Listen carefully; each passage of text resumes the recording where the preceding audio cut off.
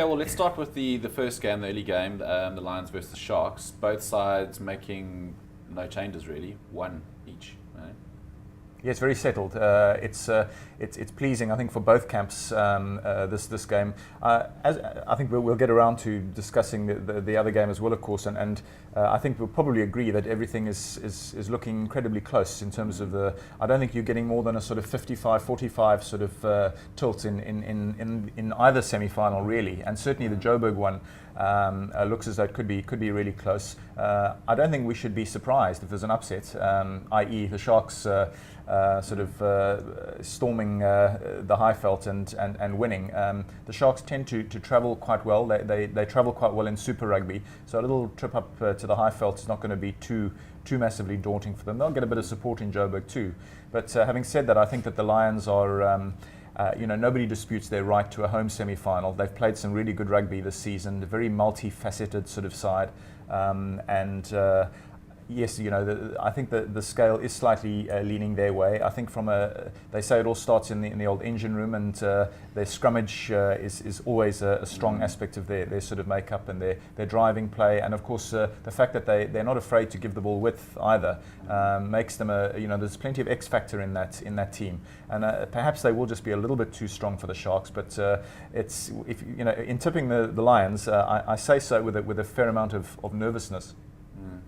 Karen, it's interesting that the Lions, having been relegated from Super Rugby not so long ago, have come back and are particularly strong in the scrumming department. The Sharks bringing back Carl Cooper, probably an indication that they're a bit nervous in that front. Absolutely, and I think they've got reason to be nervous. That Lions pack was certainly the best scrummaging 8 in Super Rugby. They've sort of carried that over to Currie Cup. Johan Ackerman doing fantastic things. Obviously, he was part of the Lions tight five at one point, so he sort of knows what's going on there for sure. And that's where their strength lies. As Rob says, they've got some good players out in the back line. Marnitz Boshoff as well. He was a Springbok for a time this season as well.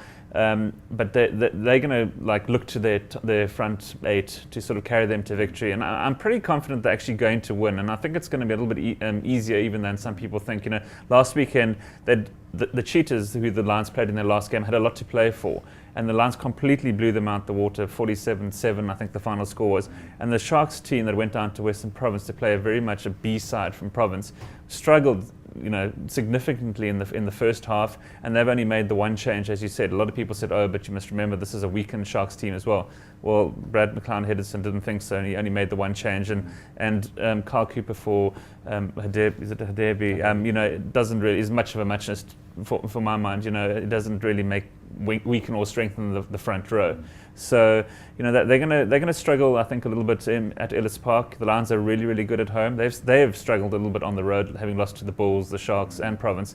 But at home, they've been formidable this season, both in Currie Cup and Super Rugby. And I think they're going to have too much for the Sharks team. The Sharks are going to have to get massive performances out of some of their more experienced players to stand, I think, any chance. I think the Lions could even win this by 10 points or more. I've got this funny feeling that they're really, really building towards us, and the Sharks have been fairly, I won't say fortunate, but they've won some very, very close games, and they've struggled to score tries this season, something that the Lions haven't struggled at all. So I think this could blow out a little bit if the Sharks aren't careful.